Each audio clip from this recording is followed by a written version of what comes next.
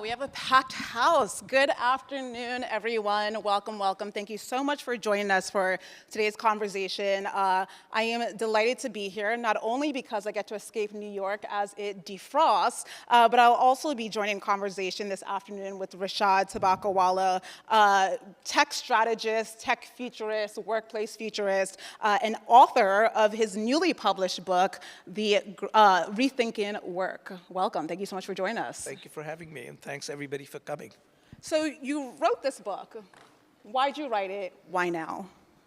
So the reason I wrote the book is I discovered or have learned there are three reasons that make people happy. One of them is physical and mental health. The other one is quality relationships. And the third is meaningful, purposeful, rewarding work. And if you have those three, you're more likely to be happy than not. Then what I discovered is meaningful, purposeful work is directly related to health. If you have meaningful, purposeful work, you actually live longer. And at the very same time, if you have that, you're less likely to go home and kick the dog. So in effect, meaningful, purposeful work is extremely significant for all of us. But what happens if, as I predict, between 2020 and 2030, work changes more than it has in the previous 5 decades? What happens then? And then when I was beginning to see companies raving and ranting like lunatics about going back to the office in 2019, my basic belief was whether it's 5 days in the office or 0 days, it still hasn't solved even the slightest things about the future of work. And that's why I wrote the book. Fantastic. Well, what a prescient conversation then. You refer in this book to these profound shifts in the workforce and the necessary responses by companies. But I first want to level set, what are the fundamental ways in which work needs to be reimagined? What are the long-held assumptions about work that we currently need to challenge? So there are 5 trends that have been going on for a long time, and they are interconnected with each other, so I'm going to separate them, but there's some interconnection. The first and the most important are societal trends. And in Western countries, including the United States, there are 2 things that are happening really, really fast. One is the population of the country is now starting to decline. And it takes about 2.1 children to keep the population the same per mother. That number is now 1.62 in the United States. The only difference between 1.62 and 2.1 to keep the population the same, which is what it has been the last year, is a combination of legal or illegal immigration. Otherwise, if you have no immigration, the US population goes down from 333 million to 250 million in the next 30 years or 35 years.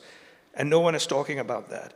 The other is, while we rightfully talk about Gen Z, and I'll explain why that's important, the only thing that is also happening in most countries is the country is aging really fast. So 11,200 people turn 65 every day. And the only group that's actually growing is 50 plus. They also happen to have most of the money. So the only place where there's population increase and wealth increase is over 50 years old. But also as you age, you're not likely to work in the same way or work as much. So what does that mean? And then there's the multiple sort of what I would call generations at work, at least 4, sometimes 5. And the difference is this. Baby boomers, of which I happen to be one, 66% of us believe in capitalism. Gen Z, 22%. Okay, 22%. Here's the other thing. 67% of Gen Z who have a full-time job have a side gig or side hustle with which they're making money. And 76% of them want to work for themselves. These are the real issues, so as I tell people, they don't want to return, the office is not what they don't want to return to, it's the boss they don't want to return to. Right, so that's just a societal one thing. Then there's technology, and we've heard a lot about technology. The single biggest thing in technology is most of us are knowledge workers. What happens when the cost and value of knowledge goes to 0, which is what will happen in the next 3-4 years? I'm not talking about the quality of ideas or insights or imagination and maybe even intelligence, but knowledge itself, 0. And how many companies have been built as knowledge businesses? So that's the second one. You said what happens when the cost of knowledge goes to zero. What do you mean by that? So here's what's basically happened. Over the years, the cost of compute has gone close to zero. So when I started working on computers, they cost $5,000 at 1.5 million transistors. My iPhone costs $1,500 and has 1.5 billion transistors. Because of the cost of the internet, the cost of distribution of digital goods and services went to zero. And the real thing was the newspaper industry wasn't in the newspaper industry. The magazine industry wasn't in the magazine industry. They were in the industry of printing presses and trucks. And when printing presses and trucks disappeared, they disappeared, most of them.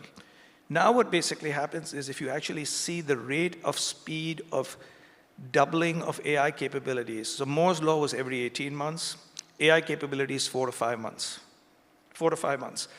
And in effect, for those of you who have had a peak and can afford the $200 version of OpenAI, try that, which is the deep research. But if you don't, try the $20 version of Google's, Gemini's deep research. I put together world-class quality consulting level decks by myself in 5 hours. Okay? And therefore, the ability for someone to go up and say, I've got 5 partners who are working 4 weeks to do something that this self-employed author can do in 5 hours, changes things. Now, there's a lot of other stuff that consultants bring, including cover your ass and stuff like that, right? But to a great extent, that's what I mean by cost of knowledge going to zero, and it's happening.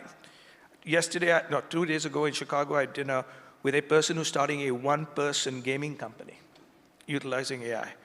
So to a great extent, AI, I think even today is significantly underhyped, and people don't realize how underhyped it is. I'm not talking about stock price, I'm just talking about as what it is. So that's the second, so there's technology. Then there's the rise of marketplaces, which is all of us can do all these things because of marketplaces. Amazon Web Services is a marketplace, Shopify is a marketplace, Uber is a marketplace, which means you can access markets and you can access customers anytime you want, anywhere. How big are the marketplaces? Remember we all talk about Temu and Shein, these Chinese companies? Do you know that their total revenue in the United States is nothing compared to the Chinese companies who sell on Amazon? Half of Amazon's sales are from Chinese companies. And we talk about, and the world is global. You can't unglobalize it now. It's too late. It's already global. So what does marketplaces do? Then there's these side gigs, side hustles. That's a huge deal. And the last one is the impact of COVID. And the impact of COVID was not on where you work only. It was on why we work. So when 2 million people died in the United States, every one of us knew one of them, or more than one of them. We definitely knew people who were sick. So guess what we began to ask? Why are we working? What are we working for? And now people began to ask this fundamental question. I have been working so that I can find a way to live a life. I'm now going to live a life and I'm going to put work into it rather than try to put life into my work. And that is all of those, you put all of those 5 together and they all buttress each other. You have this seismic change and we keep talking about going back to the office. And my old stuff is the total lack of imagination. And one of the biggest things of that is it's a failure of leadership. We have managers and bosses, we rarely have leaders. And in effect, the reason why people are struggling is you're asking a person who's a boss to debossify himself or herself, right? And instead, they have all these like wailing and crazy noises.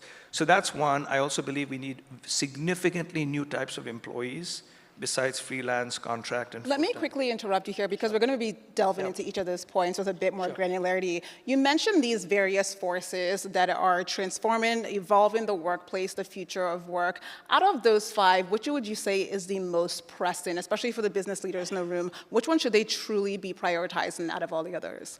I think the one that you want to truly focus on is AI combined with marketplaces, that particular combination. Because AI gives you godlike power at home, and the marketplaces gives you godlike access to anybody else you need.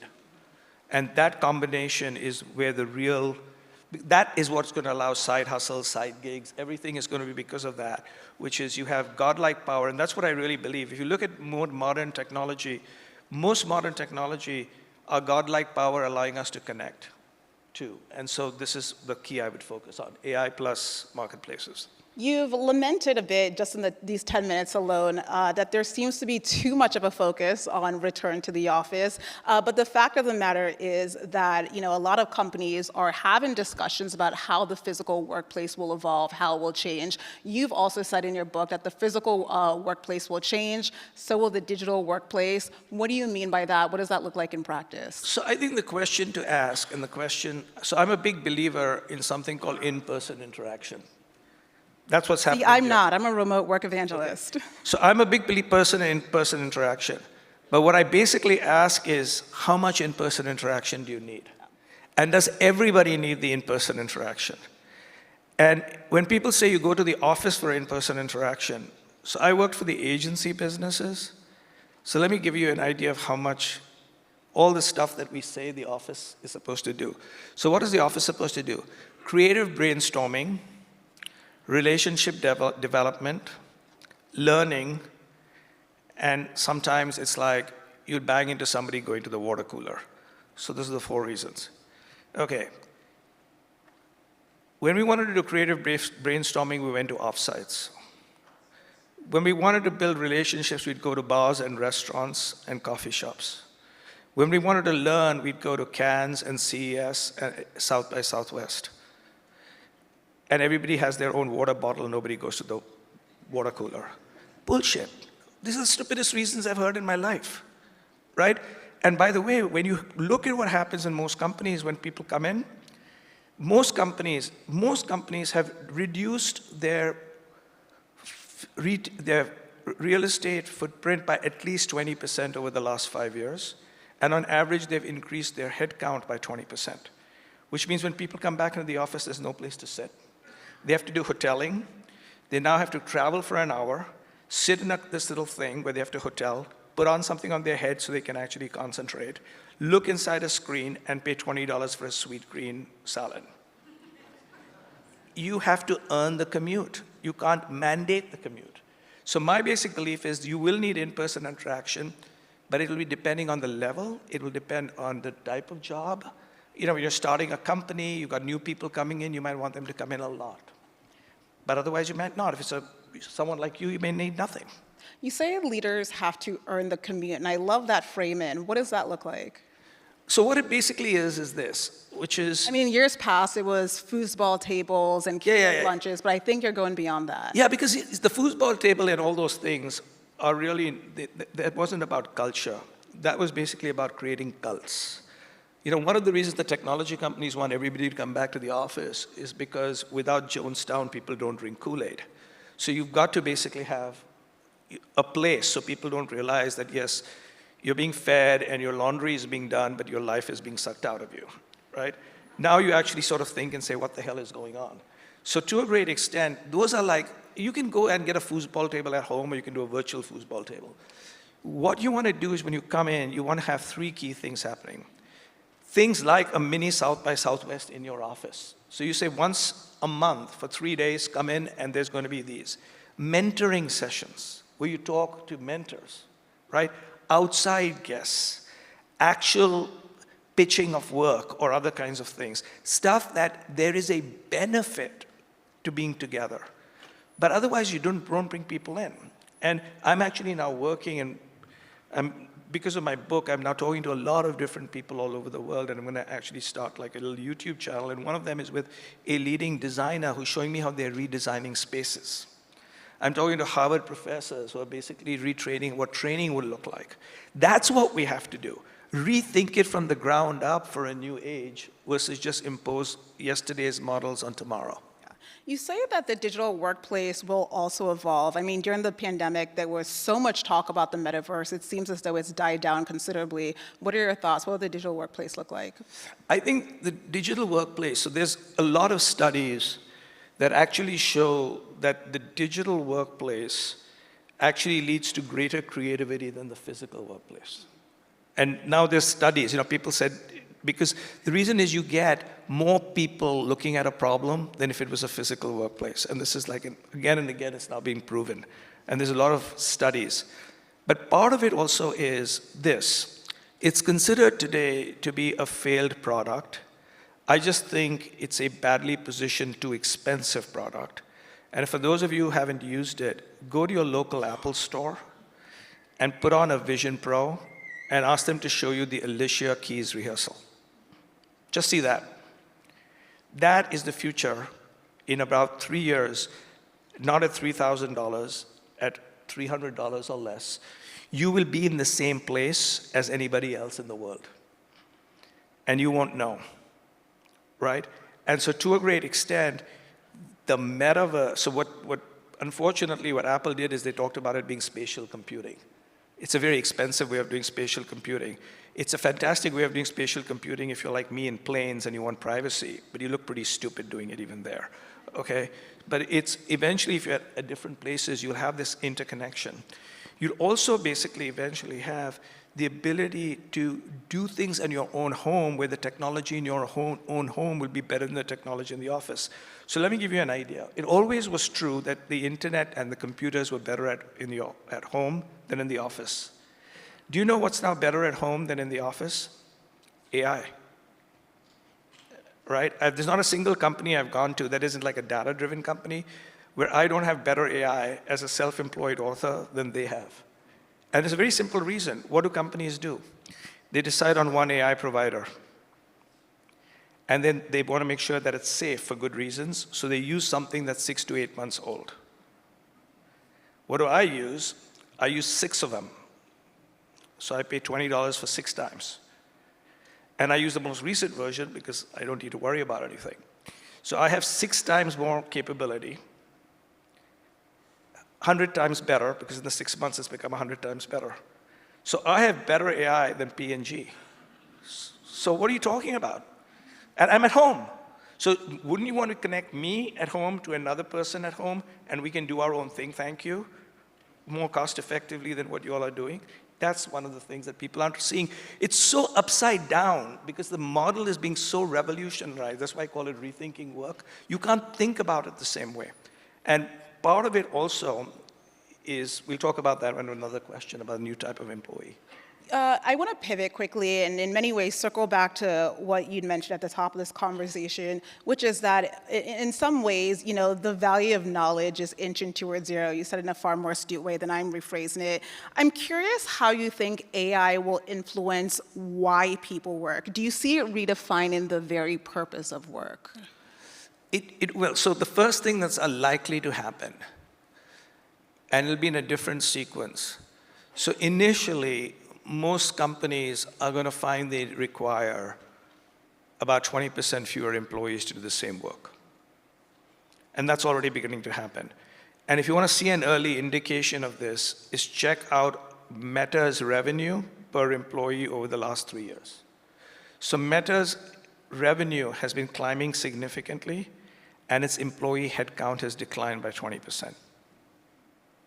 And you're going to see this all over the place. You're going to basically see companies who are waking up to the fact that I don't need all these people, right?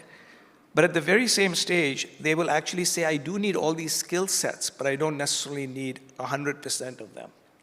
So they're going to basically turn around and say, I want you to work 60 or 80% of the time. I don't want you to work 100% of the time. I'll give you 100% health care. This is what I call the fractionalized employee. But you will work 60 or 80% of the time. And there are different people in the company. Some will work 100%, some will work 60%. So you'll end up being 80%.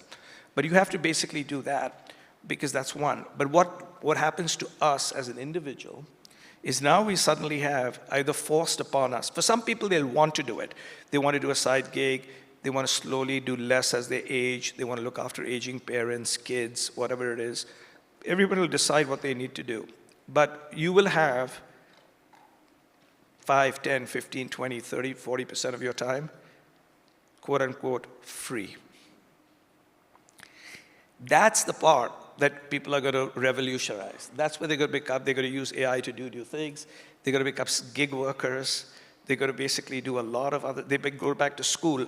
The other part of it, which is I'm worried about, is net, unless this technology is significantly different than others, which it could be, what has tended to happen is technology has created jobs and created wealth versus removed it.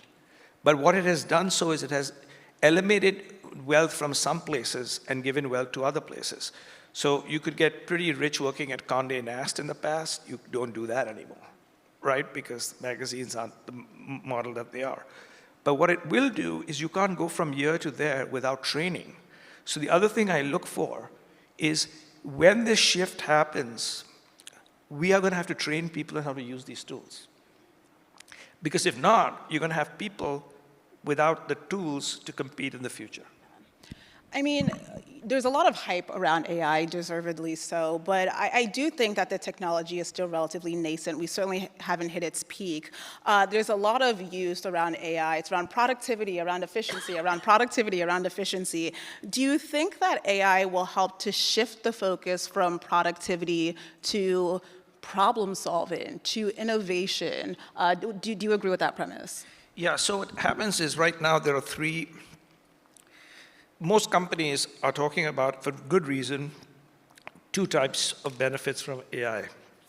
One is efficiency, which is more with less. And the other is effectiveness, being more effective. So for instance, in the world of marketing, there are lots of companies, and I've seen what they're doing. Many of them may be here, who are basically utilizing AI to basically create personas to run very fast focus groups. Then they're using those insights to do massive amount of creative ideation, which they then hand to their creatives so they can spend more time on that. And then what they basically do is they use AI to do, for the first time, real creative versioning. Because up to now, all of the digital ad industry, for instance, was they got the plumbing right, but the poetry was always wrong. Because you reach the right person at the right place at the right time with a completely wrong message, because they couldn't really customize the message outside of color and price and things like that. Now you can actually customize messages on the fly or interactions on the fly, whatever you call it. So they're doing that, those two, which are very important, which is efficiency and effectiveness. But here's the third one, and this is the one I would have each of you all think about this for your company, for your own career. The third one is what I call existential risk and existential opportunities. And when I'm saying existential risk is not Terminator, we're going to be blown up and all of us are going to be dead, because then that won't be a problem. The real issue is this. I believe that most companies' business models will be challenged. And I'll give you a very simple example today. For many years, I would basically visit, when I worked at Publicis, because I was a chief strategist across the whole group, I got to go visit all of our clients around the world, and we had 7 of the top 10, we still do, or they still do, of the top 10 car manufacturers at that time, OEMs, General Motors and Toyota and Stellantis and things like that, right? In all those times when I have meetings, no one, and they would all benchmark against each other, no one would ask the following 3 questions, which were the questions we should have asked, but none of us asked. So question number 1 is the future of the automobile internal combustion engine or electric? Is the future hardware or software? Do you have to actually own an automobile in the future? So the 2 companies that solved for it became more valuable than the rest of the industry, which were Tesla and Uber, right? I think, similarly, if you used efficiency and effectiveness as the only way, when digital came, the New York Times would have only used it to basically make their trucks faster and their printing presses work better. But instead, they reimagined their entire business to such a point that today 1/3 of their revenues come from non-news products, like Wordle and things like that, right? And for every 1 physical subscriber, they have 12 digital subscribers. So they reinvented the business while most other people said we will make the printing presses work faster, the trucks work faster. That's the big thing with AI, which is, I believe, the possibility of entire business model swinging is where we should also look, and not just effectiveness and efficiency. Great piggyback off of that. I mean, you talk about entire business models, transforming, reinventing the workplace. All of this combined, will this breed a new type of leader, of leadership? What does an emergent leader look like? So here's what I believe. I believe every single person in this room, regardless of your title, is a leader or has the potential of being a leader. So a leader is different than a manager and a boss. Leaders, many managers are great leaders. But what a manager is, particularly a boss, is somebody who works through a zone of control, right? And if you spend a majority of your time doing the following things: allocating, delegating, monitoring, measuring, and checking in, be very scared. The machines will do that better. Okay, you need to do some of it. Everybody has to do some of it. But most people do 70% of their job is that.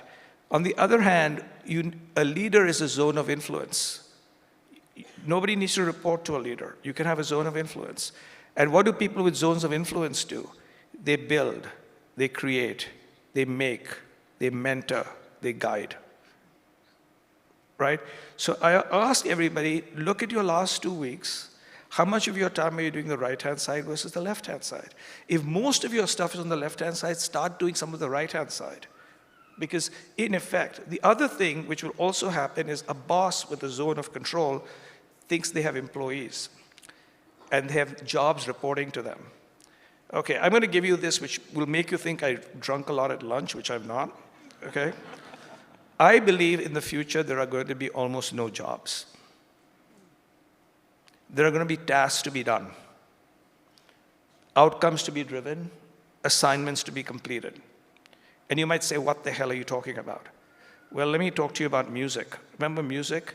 In the old days, the musician, the listener, and the music instrument had to be at the same place, like in the days of Mozart and everybody else. Then you had the phonograph, which separated it, but it was still heavy. Then you had the Sony Walkman. Now, just think about what you do with music most of the time. It's in the cloud. It's not only not connected to any other not connected to any hard device, it's not even connected to the next song. You listen to music based on what? Your mood, or what you're hoping to listen. What's the interface you use? A playlist, either generated by your algorithms. That's what's going to happen to jobs. So in the future then, a hypothetical job description would say what?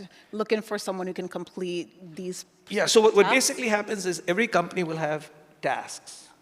They will basically say that we have many of these tasks from which we will hire these people full-time because we can allocate the tasks to these people.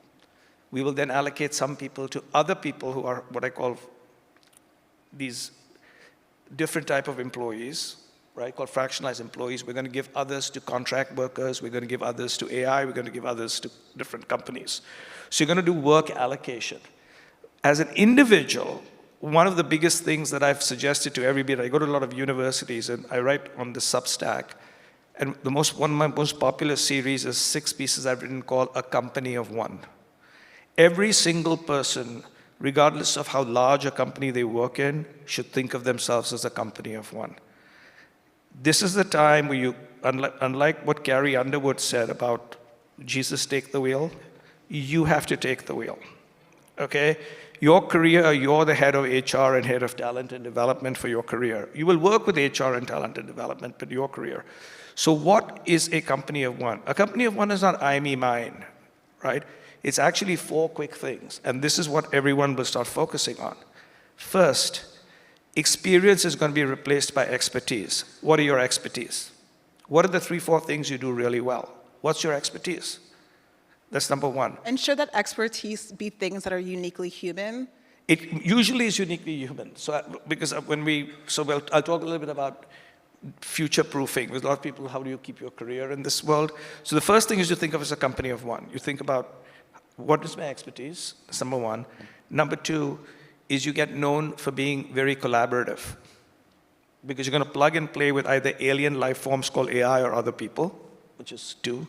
Third is you build a reputation. A reputation is different than a brand. It encompasses the brand, but it's a reputation for a whole bunch of stuff. Integrity, you're well known because people have to plug and play with you. People already work in consulting, in the entertainment industry, are exactly like that. They go from gig to gig, from a TV show to a show. It's based on expertise, based on that. So that's a company of one. And that you need to absolutely do inside your existing company, and it'll make you very powerful in your company. I worked as a company of one for 15 years of of 37 years. The last 15 years, I worked as a company of one, even though I was working in a company of 106,000.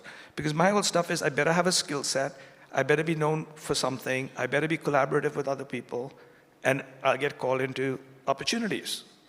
And I have to be on top of my game. That's a big thing. And then the other thing, which is your whole idea about, is it human or is it, okay. So I do believe the future is AI plus HI. And it's not my thing that AI shouldn't be called artificial intelligence. It's Mustafa Suleyman, who used to be at DeepMind and now he's at Microsoft.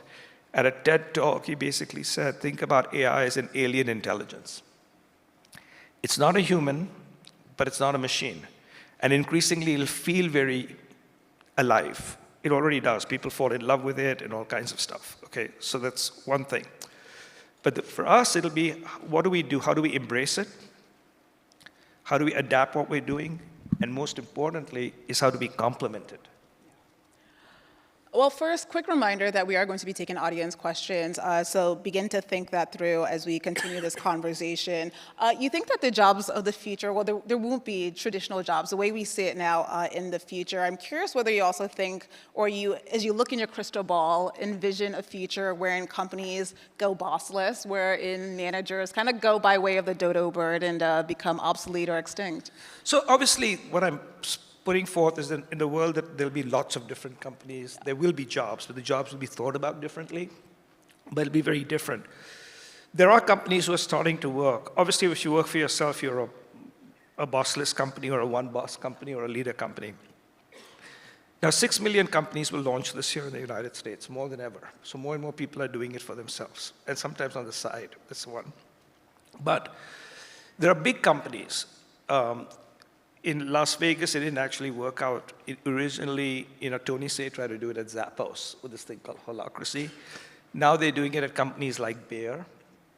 I think what the model that's likely to occur is you're going to basically actually not go bossless or leaderless. You're going to end up having three. So a one-headed monster is going to be replaced by three people doing different things. So remember, what you're doing is you're moving from task to task. The task might be 6 months, a year, 3 weeks. On those tasks, there will be a task leader or a project leader, unless you're just doing something by yourself. But most companies will have people working together, so you'll have a project leader. But the project leader will keep changing based on the project you go to. So that'll be one person. The other is, remember, you're supposed to be your own leader, so you'll have yourself as a leader. And the third, and this is again the reason for in-person interaction, doesn't have to be in the office, is I truly believe that we're going to need to have mentors, right? And the mentor doesn't have to be someone older than you, but you need mentors to help guide you. That will be a longer-term player. So inside a company, when you come in, they'll say, this is your mentor, this is your project manager, and you are now responsible also for your own career. And that combination, different people will go to different parts of it, is where the future is going to be. I think that there's a fear, especially in HR, that without traditional management oversight, to your point, there is that lack of mentorship or career development. So I'm just curious what your pushback is to some of those concerns. Well, my basic belief is I do believe mentorship is... How do you maintain accountability and performance metrics among a team? Well, there's a few ways of doing it. First is, it depends on what's being done and who is doing the job. So if people have just come into the company, obviously they need massive quality control. It just is obvious, or you're doing something new. If someone like you were doing something, and more and more in your industry, people are leaving to start their own YouTube channels or Substack. And one of the reasons is they don't like being edited so much. Right? Their voice is being lost and things like that. So what I'm basically saying is, okay, within a company, you first of all have to think about different types of people. And then you have to consider sort of an ecosystem of what you will support with them. But instead of making it very complicated, just saying, okay, can this person have a mentor? Find one, either internal or external, and maybe more than one, but you find one. And then the second thing, really to a great extent, is say, here's what the outcomes are, and half the measurement can be done metric just through technology, and the other half can be done through check-ins, which is what's very interesting is one of the things companies are also, at the same time, doing away with, because it's now a bad word, is feedback, okay? So people have called it visioning sentences or envisioning things and a whole bunch of other stuff instead of calling it feedback. And my basic belief is part of it is you learn through feedback. And your feedback can be, did this do well? Can somebody give you feedback or self-feedback? So again, what I would do if I was talent and development, I'd say, what am I doing with regard to feedback? What am I doing with flexibility of different workforces? And I'm actually providing mentors. I want to pivot to just discuss the rise of alternative work models, which we've discussed a little bit, but certainly not ad nauseum. I think that workers today are really spoiled for choice in terms of how they work. You mentioned side hustles, side jobs, gig work, independent consultant, entrepreneurship. We now have the creator economy and influencers and all that comes with this. What does this shift away from corporate America mean for leaders, especially those who are trying to attract talent, not just talent, but top talent? So this is a question I ask a lot of boards. And we had a little bit of a conversation, right? So I go to the senior people and say, your company is fantastic, you're a fantastic leader, nobody can defeat you. So they like me for that few 5 seconds. And then my next line is, unless you decide to defeat yourself. And then I show examples of companies and leaders who have defeated themselves. And guess what they do? Is those people tend to be less agile, less open, and less flexible to change. So then I ask, if you were to start your company today with everything you know about technologies like AI, distributed work as you've learned over the last 5 years, declining populations and changing groups, parents having issues with childcare, would you design your company to be like it is today? I've now talked to 78 CEOs, and not one has said yes. So then I said, why are you doing it like this? They said, well, we have all of these things, buildings and processes, et cetera. And I said, you do realize your competitors, someone who started a company today, has none of those. They're going to start with the very best people. They're going to start with the very most flexible model. And so I truly believe that we are going to have to look at the fact that the future of any world-class company, outside of a few, are going to be differentiated by similarly the way companies or sports teams are differentiated. A world-class sports team tends to have a disproportionate share of talent, passionately aligned to a common goal by good leadership. That's all that it is. So if you've got very good talent, passionately aligned against a common goal with good leadership, you always win. But guess what's the critical factor there besides good leadership? A disproportionate share of world-class talent, passionately aligned. If I go out of my way to find the world's best talent and say, I will adjust most of the time to you versus you have to adjust to me, 2 things will happen. I'll get more of them, and guess what? Not only will they work harder, but research has now proven that people are willing to give up 15 to 17% of their salary to be able to work from anywhere. Right? So I said every metric, it was a very simple thing. Recently I did a talk for a little company called Amazon. And I was asked to talk about the future of marketing. And then somebody in the audience asked me a question. So I looked at the leader who had invited me, and I said, do you want me to answer this question? Because I've come here to talk about the future of marketing, and this is the future of work question. Right? I've written a book on it, but that's not what you've asked me to come and talk here. So she says, no, Rishad, go answer the question. And this was, this was about 7, 8, 10 weeks ago when Jaffe had announced everybody has to come back to the office. So I said, okay, let me ask you this. I said, one of the reasons I can work from anywhere is because of something called Amazon Web Services. I said, yes. Okay. One of the things we are famous for is fact-driven decision-making. I read Jassie's note, there's not a single fact. It's all emotional, not a single fact. And I said, third, one of the things that separate the Amazon shopping experience is personalization. He said, yes. So I said, you all have just created a model where everybody comes back to the office, regardless of title, regardless of experience, regardless of their situation, 5 days a week. So you've decided to be anti-Amazon Web Services, anti-data, and anti-personalization. I wouldn't worry about day one, I'd worry about day -1, that's where you're going. Everybody stood up and cheered. Right? And then I unfortunately told them what was really happening, which unfortunately came true. I was hoping what I was going to say would not come true. I said, I basically believe that your management thinks there's too much middle management, and this is the way of getting rid of people without severance. 4 weeks later, that's exactly what happened.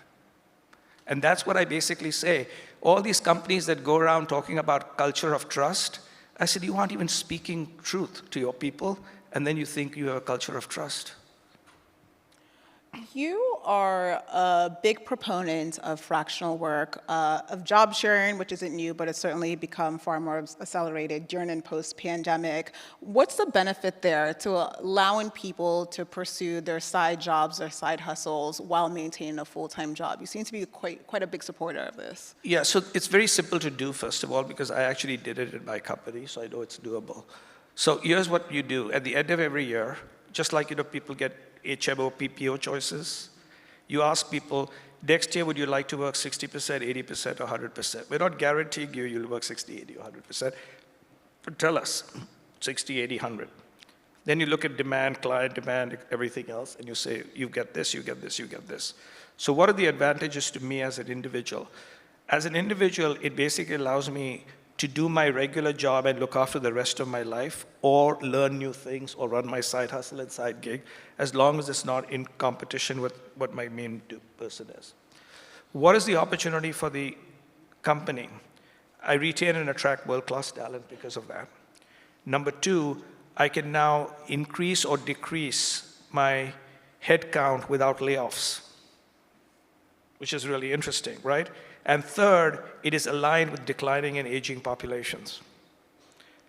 And so my basic belief is, if there's nothing else that my book will teach you, there's a paragraph, and I wrote the book, and I wrote it without using AI because I needed to make sure it wasn't an AI-driven book. But one of the things that was very important is there's this particular paragraph. So one of our daughters was reading it. She says, like, how are you writing like this? So I said, what do you mean, how are you writing like this? She says, it's so much fun. So in this particular paragraph, I basically say, William Shakespeare said in Julius Caesar, take the current when it serves, or prepare to lose thy ventures, which basically means go with the flow, man or woman, right? Make the trend your friend. And I said 500 years ago, in a movie called Star Wars, somebody said, may the force be with you. Same thing. It's exactly the same. I'll tell you one key thing. If you decide to misalign with gravity, yes, you can jump up and down once in a while. You jump out of your building, you're dead. And too many companies and too many people are failing to align with the trends of the future. And that is the real shocker, which is the reason my book now is being read all over the place, because the first 5 chapters says, here are the facts. I'm just giving you facts. And then here are ways to think about it. I'm not even giving you the answer, because everybody's got to figure out what combination of these answers makes sense for them. And I said, this is not a screed and this is not a silver bullet. It's just, this is what you have to think about. And coming out of it, there's not a single person who hasn't said, my career has changed because of this, which is kind of pretty interesting. Let me sneak in this final question before we do turn to the audience. You stress the importance of companies, of business leaders aligning themselves with future trends and offering them that foresight. I found, I've covered leadership, the C-suite in particular, the corner office at Fortune for a number of years now. Companies, large companies in particular, can be very inflexible, very inelastic, and so it seems as though you're pushing for company leaders to be far more agile. Let me just, ask it very candidly. We've had this fantastic and robust conversation. Let's say someone says, okay, well, whatever, it's worked for us so far, what we're doing, we're fine with maintaining the status quo. In essence, who cares? What are the potential consequences? So what I would basically say to them, excellent for you. I'm glad you're frozen in time. But what you've just proved to me is you're running an irrelevant business. Because if you believe that your business model as it is today and the way you're doing it today is going to work 3 years from now, you're in the typewriter business. There may be a market for typewriters, but you're not in the business for the future. And the reality of it is most leaders don't actually do that. And the thing that I do is I don't tell them something's wrong with them. Because remember, I'm the self-employed author. They're the big CEOs. I can't say that. But the thing that I think I explain to them is I show them examples from other companies and other categories where people have said exactly the same thing and what's happened 2 to 3 years later. And then when they open their eyes to it. But I don't believe, and fortunately the company I worked for, we did some dramatic changes which has made us more valuable than the next 3 competitors. And people were asking what we were doing. And our whole stuff is we're aligning for the future. And the future sometimes means your existing competitors are not your competitors. All right, we have questions populated. Please feel free to continue to send these in. Kicking things off from Chassie Cleland, who's asking, I'm worried about the stability of my retirement. What do you see for older knowledge workers who may need to continue holding a job into their 70s? So I basically believe that most of us will work into our 70s and we're going to have 50-year careers. Yeah. And a lot of what this book says of being both a company of one, telling companies that they should basically be hiring people part-time or allowing people to work 40, 60, 80% helps you into retirement. 30 years old. Oh, this person says that they're 30 years old. They graduate with their MBA in 2025. Congratulations. How do you best position yourself in the current market? What industry or role would you pursue?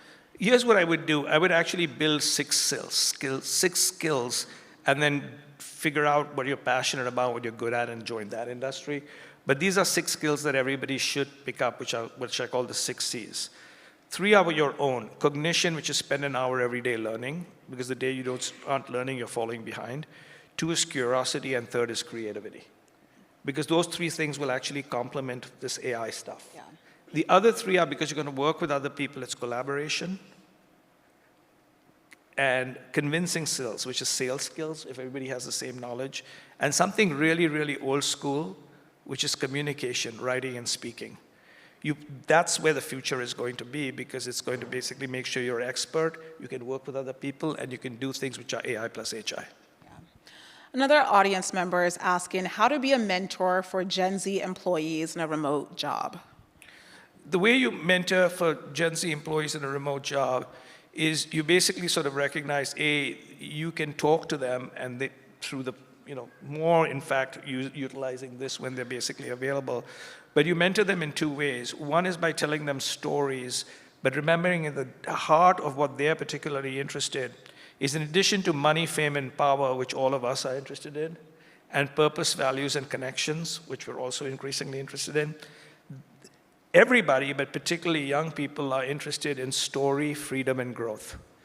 Give me some freedom. Let me tell my story and not just the company's story, and grow my skills and grow me and just not grow your company. So everything I talk to young people or to any person, I said, we're going to talk about your growth first. How do you grow? How do you get a better job, in fact, including outside this company? And lo and behold, they are ready to do anything. But if I suppress them and say this is about the company first and you second, game's up. But I'm assuming that growth is also no longer hierarchical in this new model. It's not focused on what's your next supervisory title. Yeah, because the whole idea is you're a leader. Yeah. And people look up to certain people. And I've now learned that a title is nothing but a zone of control. It's nothing else. Another question here. If jobs become taskless, and if in the digital world work can be completed from all over the world, how will this affect income for the average workers? Yeah, do you see it suppressing income? Well, I think in between we're going to have a lot of volatile changes just because of a lot of these changes.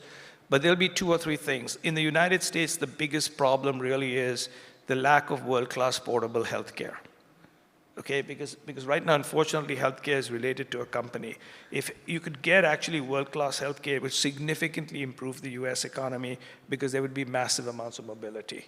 So one of the key things is that is going to be almost forced upon us because of what's going to happen. But the other thing that I think is very, very important is your income is going to basically be reaggregated income versus one company income. So to a great extent, you will make money from different sources, your main source, and then you'll have other sources. So each of us will be gig workers. Either we'll be doing large gigs with one company or doing other gigs. This whole idea of working for a company and getting your full income from that company and depending on that company, that disappeared a long time ago. And now we know it's disappeared because it's no longer even relevant in Japan. Well, this is a great pivot, or kind of tied to that question. Sorry, it went away. Can we bring that question back? Here we go. How do we convince companies to agree to pay full salary / healthcare for fractional employees? So here's what basically happens is you don't pay full salary, you pay full healthcare. You pay salary of 60, 80% of what that person works. Most companies would actually want to do it in the future when they would like to keep your skill set, but they only want 60% of it. And you would say, I might be open to it because I still get 60% and I get 100% healthcare, and I can do other things with other days. So my basic belief is, how are you going to convince companies to actually give you 100% salary when they only need 70% of you? Google Sergey Brin claims that 60 hours a week in the office is a sweet spot to productivity. What is your comment to that? So I believe that in many, many cases, to be world-class, you have to work hard, and often work hard is not necessarily the same as work smart, but let's say it's work hard. My only issue with that, I today work for myself and I work 60 hours. My only issue is whether that needs to take place in the office. What he's basically saying is there are merits to lots of working hard, which I basically say is not working hard, but honing a craft, practicing and becoming an expert, and that does sometimes take time. But why it has to be done in a cult-like compound, I don't know. This is a great question. How can organizations foster belonging and community as the workforce becomes more fragmented and independent with the decline of traditional jobs? So there are three parts of it. One is community is part of what we work for, but it's not the only thing. And in these many things, you might have multiple communities. But the other one to basically ask, and this is a big, big part of it, is there are companies like Automatic and a whole bunch of other companies that actually everybody works remotely, but they do three things that are remarkable. One is the entire company comes together, all 1,500, 1,800 employees, to one place, somewhere in the world, for a week, and they connect. Then teams get together once a quarter in a particular place, and everybody gets a budget to buy each other lunches and dinners and other kinds of stuff, so they meet physically. You can create community. The other, to a great extent, is some people want community and some people don't want community, right? So the idea basically is what this future model, if there's one thing that it basically simply says, is the future of your career has to be handled by you and it can't be outsourced to anybody else. I'm going to combine actually these next two questions because they both deal with the future of universities and education. So the first question is asking, how do you see the future of universities and education? And the secondary question is from a 19-year-old who hasn't decided what they want to do, the best industries to go into, and their question is it worth going down the traditional university route? So perhaps we kick off with the first, which is, what is the future of universities and education? So in the United States, most existing universities and education are very ripe for disruption because they have basically forgot that they're educating people. For every one full-time teacher at Stanford, they have 5 management people, okay? And if you look at the dollars that actually go to teaching someone versus running sports stadiums, it's very, very different. But more importantly, the real problem with education is we believe that you can have education for 4 years and then not have education. So I believe there's a big future for universities if they begin to now switch to lifelong education versus just educating some folks. The other question is, I do believe, unlike Peter Thiel and others, going to university or going to school is a good reason.